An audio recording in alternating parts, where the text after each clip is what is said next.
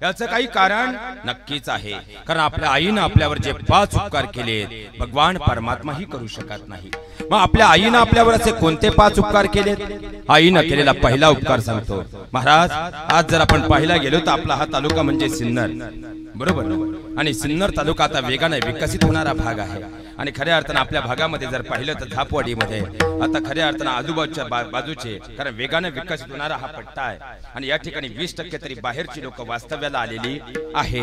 असंच एक बाहेरचा व्यक्ती कामानिमित्त या ठिकाणी आला, त्याला चांगलं काम मिळालं होतं, चांगली नोकरी मिळाली होती, पण 2 दिवस तो वेड्यासारखा फिरत होता आणि सिन्नरच्या बायपासवर बसलेला असताना कोणीतरी सांगितलं, दादा इथून पुढे गेलात ना, इथून पुढे गेलात ना तर खऱ्या अर्थानं 1-1.5 किलोमीटर वरती झापवाडी आहे आणि त्या झापवाडीमध्ये अशी एक व्यक्ती आहे, त्यांच्याकडे 1 खोली भाड्याने द्यायला आहे, तुम्ही जाऊन चौकशी करून या। पाहता पाहता तो झापवाडीमध्ये आला। खऱ्या अर्थानं आदरणीय हृदय सम्राट बाळासाहेबजी ठाकरेंच्या महाद्वाराच्या जवळ येऊन त्याने इकडे तिकडे पाहिलं, आपला ऍड्रेस पाहिला आणि तो धावत धावत त्या घराच्या जवळ गेला।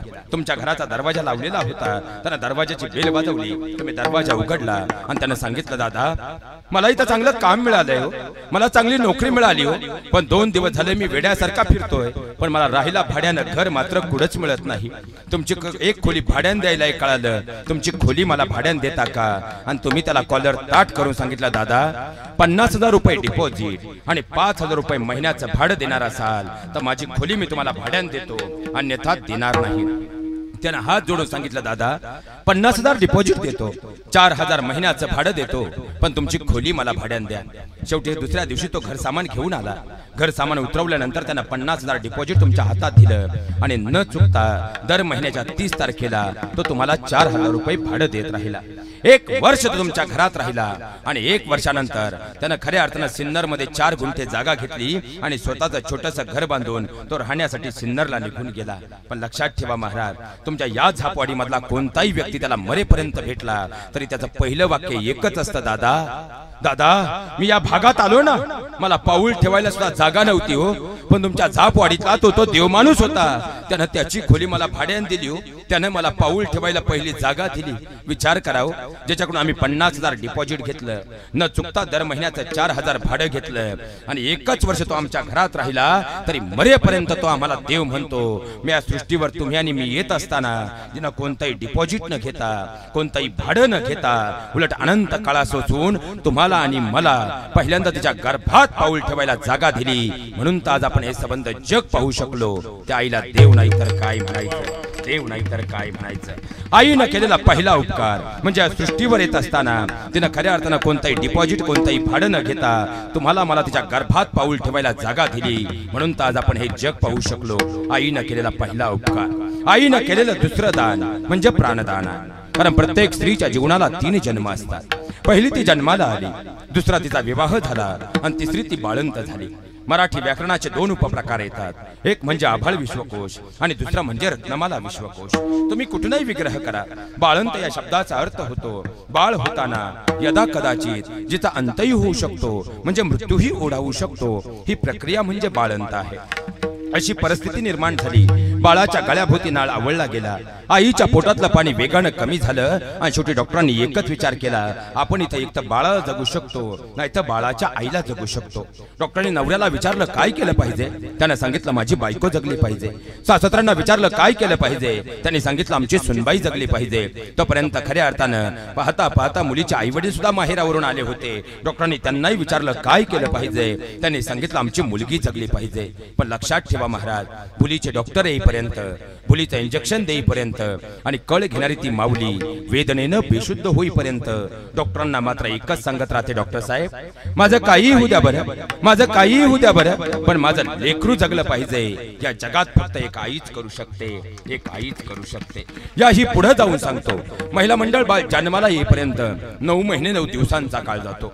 या 9 महिने 9 दिवसांच्या काळात साधारणपणे आपल्याकडे 4 सोनोग्राफी केल्या जातात, पण 7व्या महिन्याच्या अगोदर तुम्ही रोज जरी सोनोग्राफी केली तर बाळाच्या हृदयाचे ठोके हे सम्यकपणे 7व्या महिन्याच्या अगोदरच्या कोणत्याही सोनोग्राफीत मोजता येत नाहीत। बाळाच्या हृदयाचे ठोके हे यथार्थपणे डॉक्टर 7व्या महिन्याच्या सोनोग्राफीमध्ये मोजतात आणि त्यानंतर स्पष्ट सांगतात काळजी करायचं कुठलंही कारण नाही, बाळाच्या हृदयाचे ठोके अत्यंत व्यवस्थित आहे।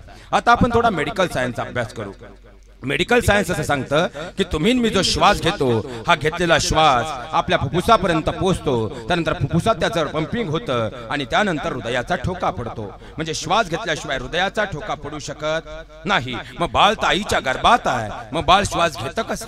जर बाळाच्या हृदयाचे ठोके पडत असतील तर बाळ श्वास घेत असणार, पण बाळ तर आईच्या गर्भात आहे, मग बाळ श्वास घेतं कसं? उद्या जाऊन तुम्ही डॉक्टरांना विचारा, डॉक्टर सांगतील बाळ कुठलाही श्वास घेत नाही.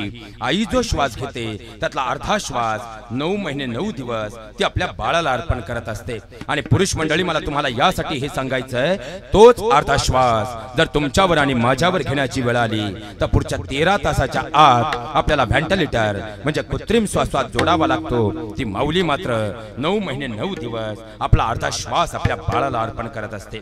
याही पुढे जाऊन जर सांगायचं म्हटलं तर महिला मंडळ, बाळ जन्माला आलं की बाळ पहिल्यांदा रडतं, चूक की बरोबर? बाळ जर नाहीच रडलं तर डॉक्टर चिमटा काढून का होईना ते बाळ रडवतात, पण जोपर्यंत बाळ रडत नाही तोपर्यंत आईशी असणारा बाळाचा नाळ कापला जात नाही. आणि बाळ कितीही गुटगुटीत असू द्या, बाळ कितीही सुदृढ असू द्या, पण जर बाळ रडण्याच्या अगोदर आईशी असणारा बाळाचा नाळ कापला तर पुढच्या 3 मिनिटाच्या आत बाळ गतप्राण होतं, म्हणजे जागेवर मरतं. याचं कारण असं आहे, बाळ आईच्या गर्भात असताना त्याच्या डाव्या बाजूचे जे फुफ्फुस आहे हे चालू असतं आणि उजव्या बाजूचे जे फुफ्फुस आहे हे पूर्ण कोरकट्ट असतं. बाळ ज्यावेळी जन्माला येतं, बाळ पहिल्यांदा रडतं, त्यावेळी ते पहिला श्वास घेतं आणि घेतलेला पहिला श्वास त्याच्या उजव्या फुफ्फुसापर्यंत पोहोचतो. मग उजव्या बाजूची झडप उघडते, त्यानंतर डॉक्टर त्याला आपल्या हातावर पालथं घेतात, दोन्ही फुफ्फुस सुरू झाल्याची खात्री करूनच त्यानंतर आईशी असणारा मग बाळाचा नाळ कापतात आणि तदनंतर बाळाला जीवदान मिळतं. हे आईनं केलेलं दुसरं दान म्हणजे प्राणदान आहे. आईनं केलेलं तिसरं दान म्हणजे रक्तदान आहे. एखादा म्हणेल, महाराज रक्तदान काय मोठी गोष्ट आहे हो, 2 ते 2.5 हजार रुपयाला रक्ताची आज बाटली मिळते. पण लक्षात ठेवा महाराज, विज्ञानाने एवढी प्रगती केली पण विज्ञानाला एक शोध आजही लावता आला नाही. आईचा ब्लड ग्रुप कोणताही असू द्या आणि बाळाचा ब्लड ग्रुप कोणताही असू द्या, तरी आईचं रक्त बाळाला आणि बाळाचं रक्त आईला चालतं कसं? विज्ञानाला न उलगडलेलं कोड आहे. तुम्ही कोणालाही रक्त द्या, पण रक्तदान देऊन जर समोरच्याला जगवायचं असेल तर पहिली गोष्ट तुमचा ब्लड ग्रुप मॅच व्हावा लागतो आणि दुसरी गोष्ट म्हणजे खऱ्या अर्थानं तुम्ही ज्याला रक्त देणार आहात त्याच्या शरीरात एक तरी थेंब अगोदरच्या रक्ताचा असावा लागतो. पण तुमच्या माझ्या आईनं तुमच्या माझ्या शरीरातला पहिला रक्ताचा थेंब निर्माण केलाय. हे आईनं केलेलं तिसरं दान म्हणजे रक्तदान आहे. आईनं केलेलं चौथं दान म्हणजे अस्थिदान. 2 भावांमध्ये प्रॉपर्टीवरून वाद झाले तर आम्ही हाडांच्या बळावर बोलतो, पाहून घेईल. 2 मित्रांमध्ये कॉलेजमध्ये वाद झाले तर आम्ही हाडांच्या बळावर बोलतो, पाहून घेईल. पण महाराज, ज्या हाडांच्या बळावर तुम्ही आणि मी बोलतोय ना, ही तुमच्या माझ्या शरीरातली हाडं आपल्या आईनं स्वतःच्या रक्ताचं पाणी करून तुमच्या माझ्या शरीरात निर्माण केली. आईनं फक्त हाडं नाही दिली हो, ती मजबूत होण्यासाठी तिनं दुधावाटे कॅल्शियम सुद्धा दिलं. अहो विचार करा, आम्ही 80 वर्षाचे झालो तरी केस सुंदर दिसावे म्हणून केस काळे करण्यासाठी डाईचा वापर करतो. महिला मंडळ, आम्ही जन्मल्यापासून मृत्यूपर्यंत हिशोब केला तर साधारणपणे चेहरा सुंदर दिसावा म्हणून 2 टन पावडर चेहऱ्यावर लावतो. पण शेवटचा दिवस येतो, अग्निडाग दिला जातो आणि दुसऱ्या दिवशी सकाळी आम्ही अस्थी आणायला जातो, त्यावेळी काळे केलेले केस राहत नाही, सजवलेला चेहरा राहत नाही, राहतात त्या फक्त अस्थी म्हणजे हाडं, कारण त्या आमच्या आईनं आम्हाला दिले. लोखंड मातीत टाका, 2 वर्षात गंजून त्याची पूर्णता माती होते. पण आजही लाखो नाही तर करोडो वर्षापूर्वीचे मानवी हाडांचे अवशेष आजही उत्खनन करताना जसेच्या तसे सापडतात, कारण ही माती सुद्धा मातेनं दिलेल्या हाडांची माती करू शकत नाही. मातृत्वाचा चौथा उपकार आहे आणि आईनं केलेलं शेवटचं 5वं दान. पण हे दान सांगण्यापूर्वी मला व्यासपीठाची मर्यादा माहित आहे, पण माझ्या विषयाला न्याय द्यायचा आहे म्हणून इथं बसलेल्या प्रत्येक आईच्या चरणावरती प्रथमतः मुलगा या नात्याने दंडवत अर्पित करतो आणि माझ्या विषयाला न्याय द्यायचा आहे म्हणून हा शब्द उच्चारतो. आईनं केलेलं 5वं दान म्हणजे लज्जादान आहे. जी तिची लज्जा तिने जन्मदात्या बापासमोर कधी उघडी होऊ दिली नाही, जी तिची लज्जा तिने सख्या भावासमोर कधी उघडी होऊ दिली नाही. पण लेकराला भूक लागली तर आई काळ पाहत नाही, आई वेळ पाहत नाही, आई जागा पाहत नाही. पहिल्यांदा पाना आपल्या लेकराच्या तोंडात देते, कारण त्या लेकराची भूक त्या माऊलीसाठी सर्वस्व असतं. आईनं केलेलं हे 5वं दान म्हणजे लज्जादान आहे. साक्षात भगवान परमात्मा ही करू शकत नाही असे 5 उपकार आपल्या आईनं आपल्यावर केलेत. म्हणून तर भगवंताच्या मूर्तीसारखं दुसरी मूर्तीचं प्रतिबिंब म्हणून आपल्या आईकडे आपण पाहतो. हे सगळ्यात आई तुझ्या मूर्तीवाणी या जगात मूर्ती नाही, आई तुझ्या मूर्तीवाणी या जगात मूर्ती नाही. अनमोल जन्मातील आई तुझे उपकार भेटणार नाही.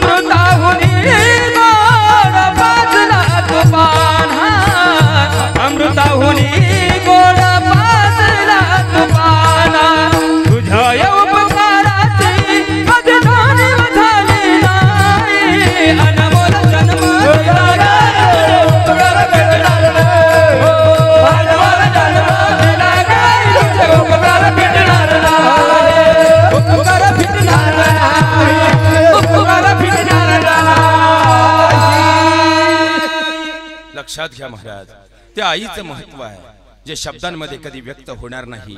ही सगळ्यात मोठी वास्तवता आहे. पण या महाराष्ट्राची दुर्दम्य एक शोकांतिका मात्र आजच्या दिवशी मांडून जातो.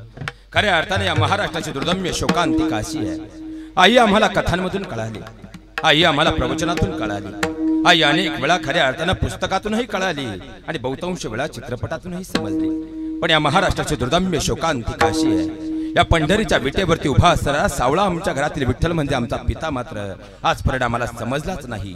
शोकांतिका. आज आमचे तरुण मुलं वडिलांना सहज बोलून जातात, काय केलंय माझ्यासाठी. इथं जर कोणी एखादा असा असेल ज्याला वाटत असेल आपल्या पित्यानं आपल्यासाठी काय केलं, तर मी सांगतो म्हणून फक्त 3 गोष्टी करून पाहाव्यात, कळून चुकेल आपल्या मात्या पित्यानं आपल्यासाठी काय केलंय. ज्याला वाटतं आपल्या वडिलांनी आपल्यासाठी काय केलंय त्याने पहिली गोष्ट करावी. खऱ्या अर्थानं जर पाहिलं तर मिडा या संस्थेच्या रिपोर्टनुसार महाराष्ट्राचा जो एकांगी रिपोर्ट आला त्यानुसार जर महाराष्ट्रामध्ये आता सध्याच्या काळात पाहिलं तर मागच्या 9 महिन्यामध्ये 3632 अर्भक आई हॉस्पिटलच्या बाजूच्या नाल्याच्या कडेला ठेवून निघून गेल्याच्या घटना घडल्या. ज्याला वाटतं आपल्या आई वडिलांनी आपल्यासाठी काय केलंय त्याने 1 दिवसाच्या हॉस्पिटलच्या जवळ जावं, नाल्याच्या बाजूला ठेवलेलं 1 दिवसाचं ते लेकरू पाहावं. अंगावरची लाली सुद्धा गेलेली नसते आणि पोटातल्या भुकेमुळे ते लेकरू मात्र टाहू फोडत असतं. त्या लेकराची अवस्था पाहावी, त्या लेकराचं वय पाहावं, त्या लेकराचं दुःख पाहावं, आपल्या जीवनातला आजचा आनंद आणि आपलं वय पाहावं. कळून चुकेल आपल्या पित्यानं आपल्याला काय दिलंय. ज्याला वाटतं आपल्या पित्यानं आपल्यासाठी काय केलंय त्याने आता मी येताना पहिलं मध्ये 2 ठिकाणी रस्त्यांची कामं चालू आहेत. त्या ठिकाणी नवरा बायको दगडी फोडतात आणि त्यांची 10-10 वर्षाची लेकरं मात्र फोडलेली तीच खडी या भर उन्हामध्ये रस्त्यावर टाकतात. त्या लेकरांचं वय पहा, त्या लेकरांचे कष्ट पहा, आज आपलं वय आणि आपल्या जीवनातला आनंद पहा. कळून चुकेल आपल्या पित्यानं आपल्यासाठी काय केलंय. ज्याला वाटतं आपल्या माता पित्यानं आपल्यासाठी काय केलंय त्याने खऱ्या अर्थाने 1 दिवस अनाथ आश्रमाला नक्की भेट द्यावी. त्या अनाथ मुलांच्या डोळ्यात डोळे घालून त्यांचं दुःख पहा, त्यांचं वय पहा, आजचा आपल्या जीवनातला आनंद आणि आपलं वय पहा. कळून चुकेल आपल्या पित्यानं आपल्यासाठी काय केलंय. महाराज, खऱ्या अर्थानं तो पिता असतो जो आनंदाच्या क्षणात आईला पुढे करत असतो, पण घरावर खरं संकट आलं तर ढाल बनवून उभा ठाकत असतो. पण तरी तो पिता मात्र समाजाच्या मानानं समाज मनाच्या मागच्या पडद्याखाली झोकाळला असतो. कारण माझं लेकरू वनवासाला जाणार म्हणून धाय मोकळून रडणारी कौशल्या माता बसलेल्या प्रत्येकाला ज्ञात आहे. पण माझं लेकरू वनवासाला जाणार, माझ्या जगण्याचा आधार संपला म्हणून बसल्या जागेवर प्राण सोडणारे राजा दशरथ लक्षात राहत नाही. शोकांतिका. माझ्या लेकरू आता खऱ्या अर्थानं कंस मारेल म्हणून रडणारी देवकी प्रत्येकाला ज्ञात आहे. पण माझं लेकरू जगलंच पाहिजे म्हणून यमुनेला आलेल्या महापुरातून स्वतःच्या प्राणांची पर्वा न करता आपल्या लेकराला धावत घेऊन जाणारे वासुदेव लक्षात राहत नाही. शोकांतिका. माझ्या लेकरांना समाजानं स्वीकारावं म्हणून रडणारी रुक्मिणी प्रत्येकाला ज्ञात आहे. पण माझ्या लेकरांना समाजानं स्वीकारलंच पाहिजे म्हणून हसत हसत देहांत प्रायचित्त घेणारे विठ्ठलपंत लक्षात राहत नाही. शोकांतिका. माझ्या लेकराने स्वराज्य उभं करावं म्हणून धडपडणारी जिजाऊ प्रत्येकाला ज्ञात आहे. पण माझ्या लेकराने स्वराज्य उभंच केलं पाहिजे म्हणून तोरण्याच्या पायथ्याशी धन ठेवणारे शहाजी राजे लक्षात राहत नाही. शोकांतिका. महाराज, इथं पाहिलं तर बहुतांश शेतकरी वर्ग आहे आणि खऱ्या अर्थानं या शेतकरी आता सध्या 3 महिने झाले तुळशीचं लग्न झालंय. इथं जर कुणाच्या घरातलं लग्न असेल ना महाराज, आमचा बाप कितीही श्रीमंत असू द्या पण तरी सोसायटीचा बिनव्याजी कर्ज, पतसंस्थेचं जामीनकी कर्ज आणि बँकेचं मॉर्गेज कर्ज काढल्याशिवाय माझ्या शेतकरी बापाच्या घरातलं लग्न सुद्धा होत नाही. ही सगळ्यात मोठी वस्तुस्थिती आहे, सगळ्यात मोठी. या बापाची अवस्था काय. अहो, एकीकडे त्याला बाजार भावानं मारलंय, दुसऱ्या बाजूला सख्या भावाने त्याला जमिनीच्या प्रॉपर्टीच्या वादातून कोर्टात नेऊन मारलं, तरी तो बाप मात्र आपल्या लेकरांसाठी जगत असतो. हे सगळ्यात मोठी वस्तुस्थिती आहे. अहो, खऱ्या अर्थाने शेतकरी बापाची अवस्था काय आहे. बापाची नजर आपल्या लेकीवर गेली आणि बापाला जाणीव झाली आपली मुलगी उपवर झाली. त्या बापानं पाहुण्या रावळ्यांना फोन करून सांगायला सुरुवात केली. येणाऱ्या पाहुण्या रावळ्यांना तो बाप सांगू लागला, दादा आता पोरीचं लग्न करायचंय, बरं एखादा चांगला मुलगा असेल तर सांगा, माझं लेकरू सुखात राहिलं पाहिजे. पाहता पाहता 15-20 दिवसांचा काळ निघून गेला. दुपारी 11ची वेळ होती आणि पाहता पाहता खऱ्या अर्थानं बापाच्या खिशातला मोबाईल वाजला. आमच्या शेतकरी बापानं खिशातला मोबाईल कानाला लावला. फोन पाहुण्यांचा होता आणि पाहुणे उत्तरले, दादा अहो एक चांगली पार्टी आहे, मुलगा चांगला आहे, तुमच्या मुलीच्या आयुष्याचं सोनं होईल, बरं उद्या आम्ही पाहायला येतोय, सगळी तयारी करून ठेवा. आणि तुमचा बाप मात्र धावत धावत आईच्या जवळ गेला. त्या आईला सांगितलं, अगं उद्या पाहुणे येणार आहे, आज सगळी तयारी करून ठेवा बरं.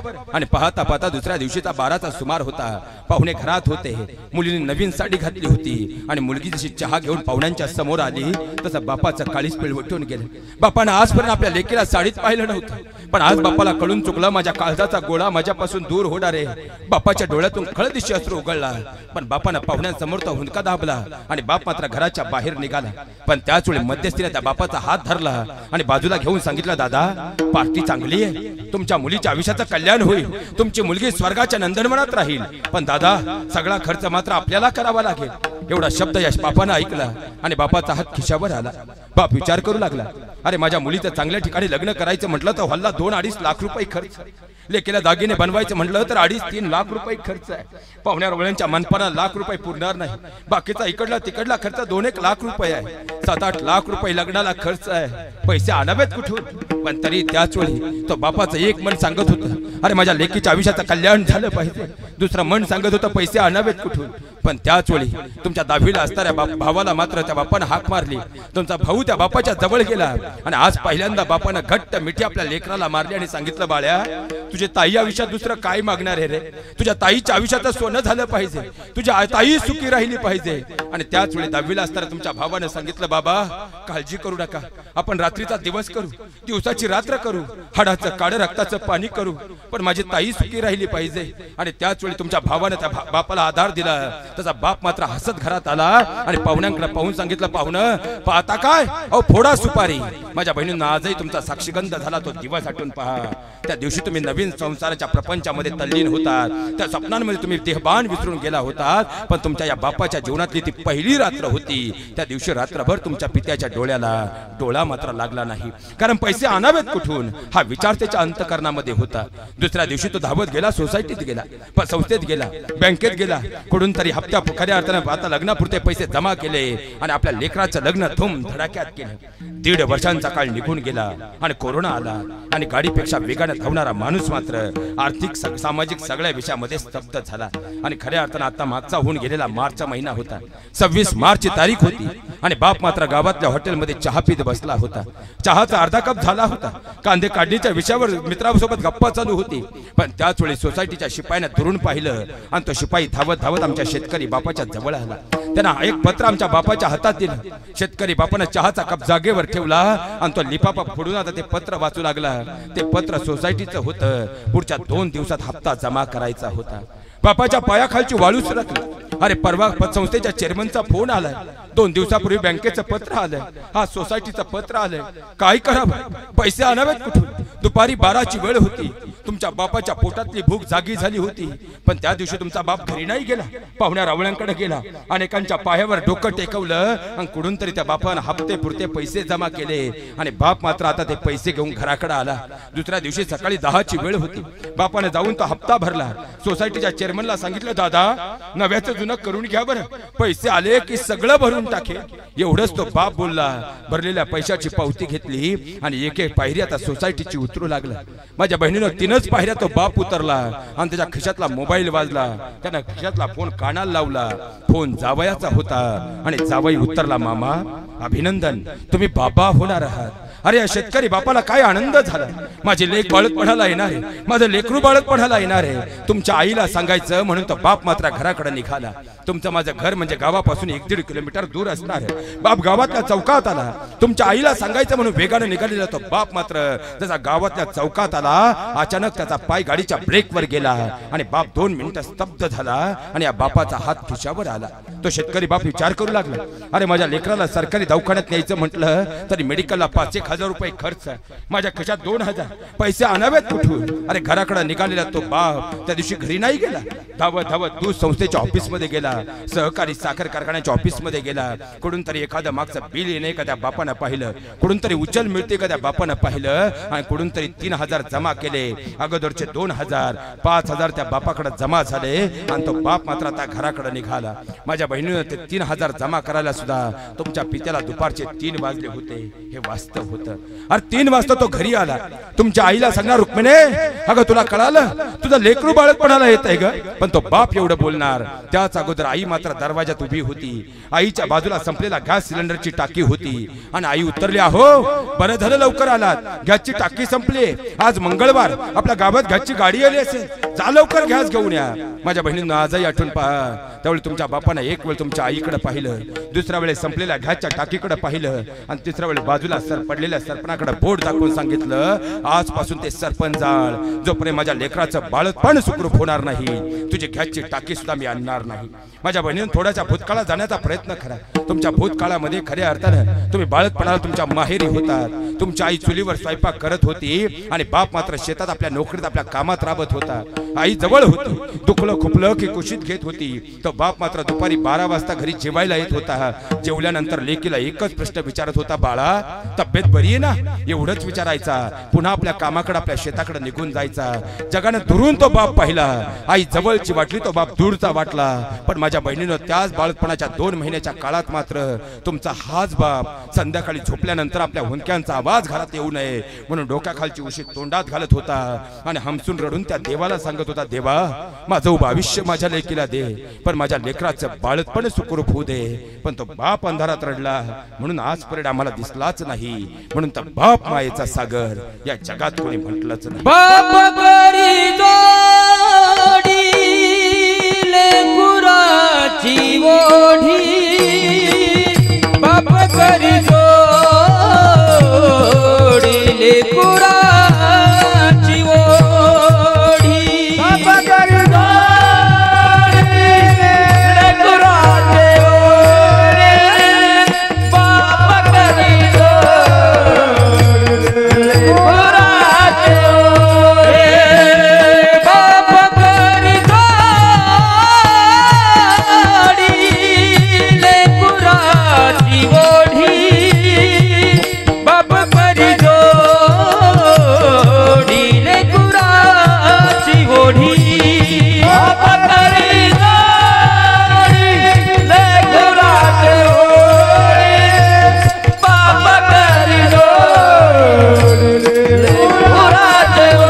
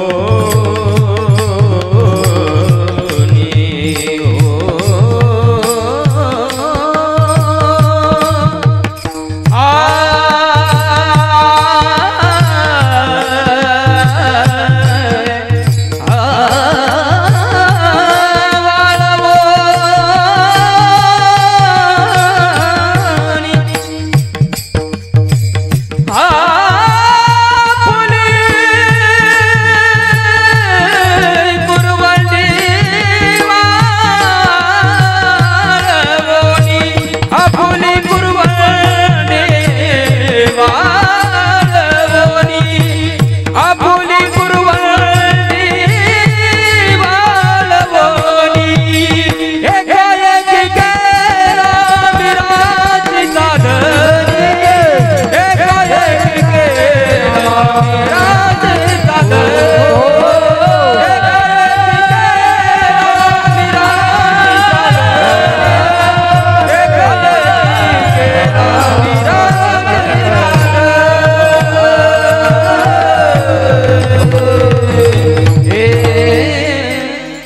लक्षात घ्या महाराज, तो एक पिता असतो जो आपल्या लेकरांसाठी जगत असतो, लेकरांसाठी सर्वस्व अर्पण करत असतो. माझ्या बहिणींनो आजही आठवून पहा, खऱ्या अर्थानं तो बाप मात्र अंधारामध्ये रडत होता. तो खऱ्या अर्थानं देवाला सांगत होता, देवा उभं आयुष्य माझ्या लेकीला दे, पण माझ्या लेकराचं बाळपण सुखरूप होऊ दे. पण तो बाप अंधारात रडला म्हणून जगाला दिसलाच नाही. म्हणून तो जगाच्या पाठीवर पडद्यामागे जळणारा, पडद्यामागे राबणारा तो बाप मायेचा सागर असं कोणी म्हटलंच नाही. पाहता पाहता 2 महिन्यांचा काळ निघून गेला. रात्रीची वेळ होती, 10:30चा सुमार झाला होता. बाप मात्र दमून भागून झोपला होता. आई बाहेरच्या दालनातून धावत आली. तिने नवऱ्याला उठवलं, उठा उठा, पोरीचं पोट दुखतंय हो. बाप तडदिशी जागा झाला. आता बापाची सायकल असेल, मोटरसायकल असेल, त्या बापानं घेतली. तुमचं माझं घर म्हणजे गाव म्हणजे गावापासून 1.5 किलोमीटर दूर असणार. बाप मात्र आज गावाकडे निघाला. संध्याकाळी 11 नंतर गाव आपलं स्मशान शांत होणार. दवाखाना बंद होता. बापानं दरवाजावर थाप टाकली. डॉक्टर साहेब उठा, उठा डॉक्टर साहेब उठा, पोरीचं पोट दुखतंय हो. 10 मिनिटाचा वेळ निघून गेला. डॉक्टरांनी गेट बाजूला केला आणि आमच्या शेतकरी बापानं हात जोडून सांगितलं, दादा पोरीचं पोट दुखतंय हो, पोरीचं पोट दुखतंय. 10 मिनिटं दरवाजा उघडा ठेवा. असा माघारी जातो आणि लेकीला घेऊन येतो. बाप माघारी आला. तुम्हाला तुमच्या आईला बरोबर घेतलं आणि बाप मात्र दवाखान्यात आला. या जगात या शेतकरी बापाला जर कोणी ओळखलंय ते फक्त आणि फक्त तुमच्या आईनं म्हणजे त्याच्या धर्मपत्नीनं ओळखलं. तिला माहित होतं आपल्या नवऱ्याच्या खिशात कधी कधी 5-5 लाख रुपये असतात, तर कधी कधी गावात भेटलेल्या पाहुण्याला चहा पाजायला 5 रुपये सुद्धा खिशात नसतात. तिने विचारलं, अहो पैशाची सोय होईल ना? तरी तो बाप तिला आधार देत सांगत राहिला, काळजी करू नकोस ग रुक्मिणे, मी आहे ना, काळजी करू नकोस. 20 मिनिटांचा काळ निघून गेला. खऱ्या अर्थानं मुलीला किंचाळी आली. मुलीची किंचाळी ऐकली आणि आईच्या डोळ्यातून खळखळ अश्रू उकळले. पण जगानं तुरून तो बाप पाहिला. बाप मात्र बाहेर स्तब्ध उभा होता. जगाला तो निष्ठुर वाटला. पण माझ्या बहिणीनं लक्षात ठेवा, तो बाप अंतकरणातून रडत होता. कारण इथं बसलेल्या प्रत्येकानं आपल्या आईला अनेक वेळा रडताना पाहिलंय, पण इथं बसलेला असा एकही नाही ज्यानं स्वतःच्या बापाला आजपर्यंत कधी खळखळून रडताना पाहिलंय. हा बाप रडला नाही असं नाही, पण आईला जसे देवानं डोळे डोळ्यांच्या जागेवर दिलेत ना, तसे असे बापाला सुद्धा डोळे डोळ्यांच्या जागेवर दिलेत. पण देवानं आईला रडायची परवानगी ही डोळ्यातून दिली, तशी या बापाला आमच्या रडायची परवानगी डोळ्यातून दिलीच नाही. बाप जेव्हा जेव्हा रडला तो काळजातून रडला, म्हणून तो जगाला दिसलाच नाही. म्हणून तर बाप मायेचा सागर असा आज परिणामी म्हटलोच नाही. पाहता पाहता 2 तासांचा काळ निघून गेला. डॉक्टर बाहेर आले. डॉक्टरांनी सांगितलं, बाळाचे पाय फिरलेत, पाणी कमी झालंय, सिजर एकमेव पर्याय. काय करावं? आपल्याकडे होणार नाही, मोठ्या दवाखान्यात न्यावं लागेल. पुन्हा आईनं विचारलं, हाताव काय करायचं? तो बाप तरीही सांगत राहिला, काळजी करू नकोस ना, मी आहे ना. बाप मात्र बाहेर आला. इकडं तिकडं अंधारात पाहू लागला. बाजूला एक रिक्षा उभी होती. बाप धावत धावत त्या रिक्षावाल्याच्या जवळ गेला. रिक्षावाल्याला उठवलं, दादा उठा, पोरीचं पोट दुखतंय हो. आणि पाहता पाहता रिक्षावाला डोळे चोळीत उठला. पण त्यानं स्पष्ट सांगितलं, दादा एवढ्या रात्रीचं मी येणार नाही, आणि यायचं असेल तर कमीत कमी 1000 रुपये घेईल. आमच्या बापानं सांगितलं, दादा 1000 देतो, पण चला. शेवटी तुम्हाला तुमच्या आईला बरोबर घेतलं आणि बाप मात्र दवाखान्यात आला. पुन्हा आईनं विचारलं, आता काय करायचं? तरी तो बाप तिला आधार देत सांगत राहिला, मी आहे ना, तू काळजी करू नको, तिच्या सोबत आत हो. आणि 1 तासांचा वेळ निघून गेला. शेवटी हॉस्पिटलचे डॉक्टर पुन्हा बाहेर आले. त्यांनी सांगितलं, बाळाचे पाय फिरलेत, पाणी कमी झालंय, आमच्याकडे आता एकमेव पर्याय तो म्हणजे सिजर करणं. बोल देणाऱ्या डॉक्टरांना फोन केलाय, ते येतील एवढ्यात. ओपीडी मध्ये 40,000 जमा करून घ्या. बापानं एवढे शब्द ऐकले. 40,000 हा शब्द त्याच्या कानात शिशासारखा गेला. आणि बाप मात्र मनोमन विचार करू लागला, माझ्या खिशात 5,000 रुपये होते, 1000 रुपये रिक्षावाल्याला दिले, 4,000 खिशात आहे, पैसे आणावेत कुठून? पण तरी आई बाहेर धावत आली. दुसऱ्याच्या बांधावर 200 रुपयानं काम करणारी, मोलमजुरी करणारी तुमची माझी आई, तिने येताना तांदळाच्या डब्यात ठेवलेले तिच्या मजुरीचे जे पैसे होते सोबत आणलेल्या बापाच्या हातात दिले. बापानं चुरगळलेल्या नोटा सरळ करून पाहिल्या, पैसे मोजून पाहिले, 2100 रुपये होते. बापाच्या खिशात 4000 होते. 6100 जमा झाले, तरी अजून 25,000ची गरज होती. वेळ भरपूर झालाय, वेगात पुढे सरकतो. माझ्या बहिणींनो, आजही विचार करून पहा, तुमची बाळपणाची रात्र आठवून पहा.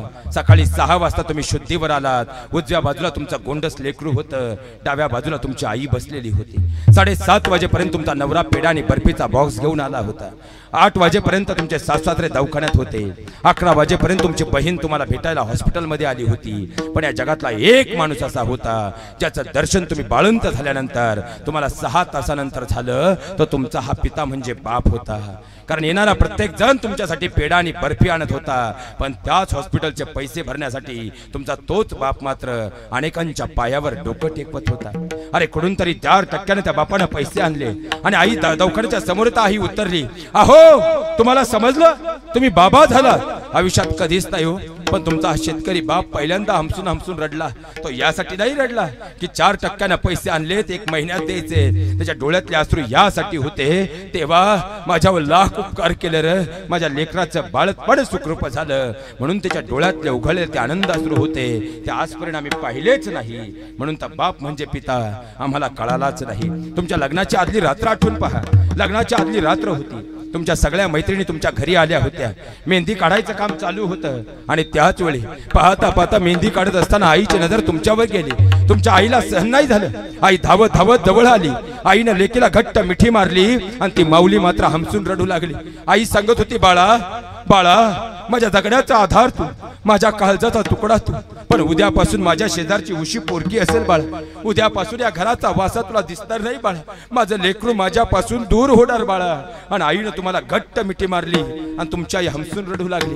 माझ्या बहिणीनं आजही आठवून पहा, तुमच्या जीवनातली आयुष्यातली पहिली मेहंदी अशी होती ज्या मेहंदीला साखर पाणी लावायची गरज पडलीच नाही, कारण आईच्या डोळ्यातल्या अश्रूने ती मेहंदी ओली चिंब झाली होती. पण त्याच वेळी मुलीची नजर मात्र बाहेर बाजूला गेली. वडील बाहेर उभे होते. ती धावत धावत वडिलांच्या जवळ आली. वडिलांना पकडलं, गदगदा हलवलं. बाबा, हा उद्या मी जाणार, तुम्हाला काहीच वाटत नाही? माझ्या बहिणीनं आजही आठवून पहा, संध्याकाळी 9:30चा सुमार होता. तुमच्या वडिलांनी फक्त तुमच्या डोक्यावर हात ठेवला आणि सांगितलं, बाळा जा लवकर आवरून घ्या, उद्या सकाळी लवकर उठायचंय, संध्याकाळी वरात असेल बरं, परवाच्या दिवशी कुलदैवताला जाणं होईल, जागृतीने आजारी पडशील, पित्त होईल, जा बाळा लवकर झोपून घे. एवढंच तो बाप बोलला. अंधारात निघून गेला. जगानं तो निष्ठूर वाटला. पण खऱ्या अर्थानं तुम्ही सगळे झोपल्यानंतर रात्रीच्या 12 वाजल्यापासून तर पहाटेच्या 6 वाजेपर्यंत घराच्या मागच्या भिंतीला टेकून माझं काळीज, माझं लेकरू माझ्यापासून दूर होणार म्हणून पहाटे पहाटेपर्यंत हमसून रडलेला तो बाप मात्र आम्ही अंधारात पाहिलाच नाही. आमचा बाप म्हणजे पिता आम्हाला कळालाच नाही. माझ्या बहिणींना आजही तुम्ही तुमच्या घरी फोन करता, तुमचा फोनवरती नाव ऐकलं तरी वडील मात्र फक्त हिरवं बटन दाबतात आणि तुमच्याशी एकही शब्द न बोलता तुमच्या आईकडे फोन देता. आणि तुमच्या आईला तुमचा प्रत्येक वेळी एकच प्रश्न असतो, आई बाबा कुठे आहे? त्यांना नाही बोलायचं. आणि तुमच्या आई प्रत्येक वेळेस एकच उत्तर देते, बाळा तुला तर माहितीये ते कधी बोलतात, पण फोन ठेवल्यानंतर कसं आहे माझं सोनूलं हे विचारणारा मात्र तो पिता म्हणजे बाप आहे. तो ज्या दिवशी आम्हाला समजला खऱ्या अर्थानं आयुष्याचं सोनं होईल आणि तो पिता जर घरातून गेला तर होणारं दुःख शब्दांमध्ये व्यक्त होत नाही. आज खऱ्या अर्थानं त्या कुटुंबाचं ते दुःख आहे, पण खऱ्या अर्थानं तो मात्या पित्याचे आशीर्वाद त्या कुटुंबाला असे लाभले म्हणून त्यांच्या विचारांचा वटवृक्ष आज पुढची पिढी वेगाने नेते. एकदा प्रेमानं भजन करूया.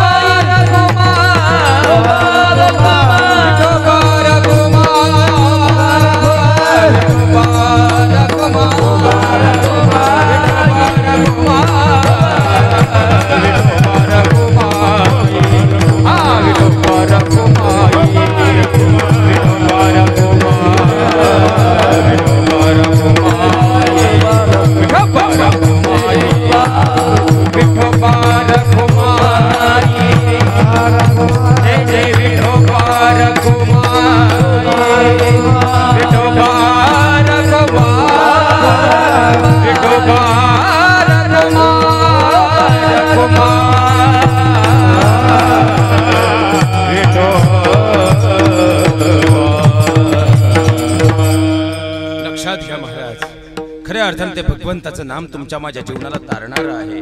आणि दादांचा जर खऱ्या अर्थाने जीवन प्रवास पाहिला तर कट्टर धर्मनिष्ठ खऱ्या अर्थाने जर पाहिला गेलं तर हिंदू धर्म म्हणजे त्यांच्या श्वासातील प्रत्येक श्वासाचा थेंब होता.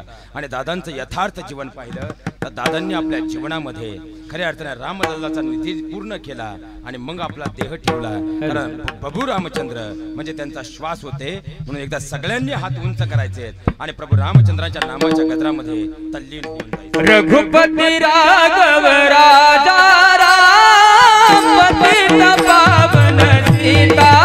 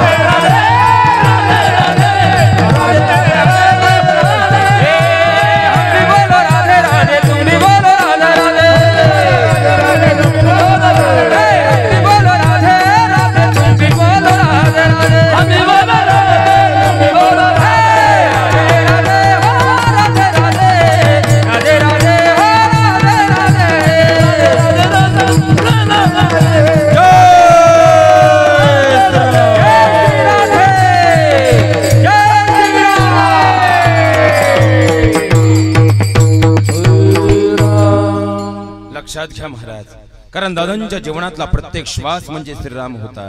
नव्हे तर त्यांच्या जीवनातला कर्मरेषा म्हणजे श्रीराम होते. नव्हे तर त्यांच्या आयुष्याचा प्रत्येक गंध हा श्रीराम होता. आयुष्याचं स्वप्न ही राम होतं आणि आयुष्याचा शेवटचा क्षणही त्यांचा खऱ्या अर्थानं राम होता. म्हणून तर खऱ्या अर्थानं भगवंताने त्यांना आपल्या कुशीत घेतलं, हे वास्तव आहे. पण खऱ्या अर्थानं जर पाहिलं गेलं तर कुटुंबातून दादांचं झालेलं जाणं हे शब्दांमध्ये व्यक्त होणार नाही. पण सुरुवातीला खऱ्या अर्थानं मी सुरुवातीला सांगितलं होतं, कळी काळावर सत्ता प्रस्थापित करेल असं कोणतंही यंत्र आज तरी जगाच्या पाठीवर अवगत नाही. त्यामुळे वस्तुस्थिती आपल्याला स्वीकारावीच लागणार आहे. वैकुंठवासी खऱ्या अर्थानं चंद्रासारखी शीतलता आणि सूर्यासारखी प्रखरता ज्यांच्या अंतकरणामध्ये होते ते वैकुंठवासी चंद्रशेखर लक्ष्मणराव खवले. त्याचप्रमाणे त्यांना संस्कारांची खऱ्या अर्थानं शिदोरी ज्यांच्याकडून मिळाली. कुळी कन्या पुत्र होती जे सात्विक, तर याचा हरिक वाटे देवा. खऱ्या अर्थानं ज्या मातृत्वानं खऱ्या अर्थानं हा वटवृक्ष घडवला त्या आई चंद्रभागा लक्ष्मणराव खवले. त्याचप्रमाणे प्रभू रामचंद्रांना 14 वर्षांचा वनवास होता. पण हा वनवास स्वर्गमय ज्यांच्यामुळे झाला त्या माता सीता होत्या. कारण जर पाहिलं तर दादांच्या सुरुवातीचा जीवन प्रवास म्हणजे अत्याधिक कष्टाचा जीवन प्रवास होता. पण या कष्टातून खऱ्या अर्थाने एवढा मोठा स्वर्ग उभा केला. हा स्वर्ग उभा राहत असताना ज्यांनी भक्कम आधार ज्यांचा खांद्यावर होता, म्हणून तर खऱ्या अर्थाने हे साम्राज्य उभं राहिलं त्या शोभाई चंद्रशेखर खवले. त्याचप्रमाणे आज बाबांच्या विचारांचा वसा आणि वारसा पुढे यशस्वीपणे नेत आहेत. नव्हे तर सामाजिक, राजकीय, आर्थिक, कौटुंबिक सर्व क्षेत्रांमध्ये आज आपलं यथार्थपणे योगदान देणारे आदरणीय रोहित दादा, त्याचप्रमाणे वैभव दादा, त्याचप्रमाणे खऱ्या अर्थानं आपल्या सासऱ्यांमध्ये आपल्या सासूंमध्ये आई आणि वडिलांचा प्रतिबिंब पाहणाऱ्या, नव्हे तर या कुटुंबाला स्वर्ग बनवणाऱ्या खऱ्या अर्थानं दादांची सून स्नेहलताई रोहित खवले, त्याचप्रमाणे नातू शिवांश रोहित खवले. एक भरलेला परिवार आणि परिवारातून बाबांचं झालेलं जाणं हे कदापि शब्दांमध्ये व्यक्त होणार नाही. 12:07 झालेले आहेत आणि खऱ्या अर्थानं यथार्थपणे योग्य वेळेची वेळ साधणं अत्यंत गरजेचं आहे. म्हणून दयाघना परमेश्वराला एक विनंती करेल, ए दयाघना परमेश्वरा, ज्याप्रमाणे वाटीभर दूध मागणाऱ्या वमनुला तू समुद्र भरून दूध दिलंस, ज्याप्रमाणे वडिलांची मांडी मागणाऱ्या ध्रुवाला तू आढळस स्थान दिलंस, त्याप्रमाणे बाबांनी आपल्या जीवनाची कर्मरेषा यथार्थपणे साधलीच आहे. त्यांना तुझ्या चरणावरती अखंड अशी जागा दे, ही भगवान परमात्म्याच्या चरणावरती विनंती करत असताना खऱ्या अर्थानं जगद्गुरु तुकोबारा सांगतात, आपुला तो एक देव करून घ्यावा, तेने विना जीवा सुख नव्हे. तो भगवान परमात्मा त्याचं नाम जर आपल्या जीवनात आपलंच केलं तर यथार्थपणे आध्यात्मिक दृष्टीने जे साध्यासाठी या मृत्यूलोकात जन्म झालाय ते मुक्ती हे सुख प्राप्त झाल्याशिवाय राहणार नाही. मग ज्या प्रपंचात आम्ही तल्लीन आहोत, तुकोबारा सांगतात तो प्रपंच कसा आहे, येरती माईक दुःखाची जनती नाही अदियंती अवसान.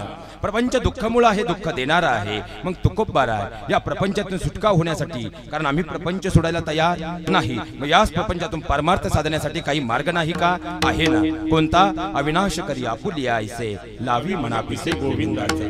आणि जर प्रपंचातून परमार्थ अशा पद्धतीने साधला तर काय होईल? तुका म्हणे एका मरणीची सरे उत्तम चिवरे कीर्ती मागे.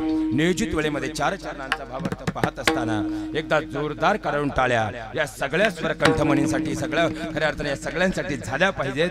याचं कारण असं आहे महाराज, ही महाराष्ट्रातली सगळी कोहिनूर रत्न प्रत्येक शब्दाला साखरेसारखं त्यांच्या तोंडात प्रमाण येत होतं. पण मला बोलायला अधिकचा वेळ मिळावा म्हणून त्यांनी साखरेचं खडी साखरेत रूपांतर केलं. आपण सर्वांच्या चरणावरती दंडवत अर्पित करतो. त्याचप्रमाणे खऱ्या अर्थानं सरस्वती मातेलाही यावंसं वाटेल जसं यांच्या हातामध्ये कला आहे. आमचे दोन्ही खऱ्या अर्थानं आदरणीय दादा आणि आपल्या दोघांच्याही चरणावरती दंडवत अर्पित करतो. दोन्ही आमचे चोपदार दादा ज्यांच्या बळावरती भरुणात सुद्धा भक्कमपणे उभा आहे, त्या दोघांच्याही चरणावरती दंडवत अर्पित करतो. विनेकरी बाबा आपल्याही चरणावरती दंडवत अर्पित करतो. समस्त आमची टाळकरी मंडळी सगळ्यांच्या चरणावरती या ठिकाणी दंडवत अर्पित करतो. आदरणीय उभ्या महाराष्ट्राचं वैभव आणि खऱ्या अर्थानं फक्त व्याख्यान नाही तर कीर्तनाच्या माध्यमातूनही उभ्या महाराष्ट्रात आपल्या विचारांचा खऱ्या अर्थानं अमृत कलश घेऊन जे फिरतायत आदरणीय उभ्या महाराष्ट्राचं वैभव आदरणीय आमचे सर्जेराव महाराज टेके आपल्याही चरणावरती या ठिकाणी दंडवत अर्पित करतो. समस्त ग्रामस्थांच्या चरणावरती दंडवत अर्पित करतो. खऱ्या अर्थानं ज्यांच्या भक्कम विचारांच्या वेलीमधून हे कुटुंब घडलं, आई आपल्याही चरणावरती या ठिकाणी दंडवत अर्पित करतो. आणि खऱ्या अर्थानं माझ्या नियोजित वेळेत माझ्या वाणीला पूर्ण विराम देतो. ज्ञानेश्वर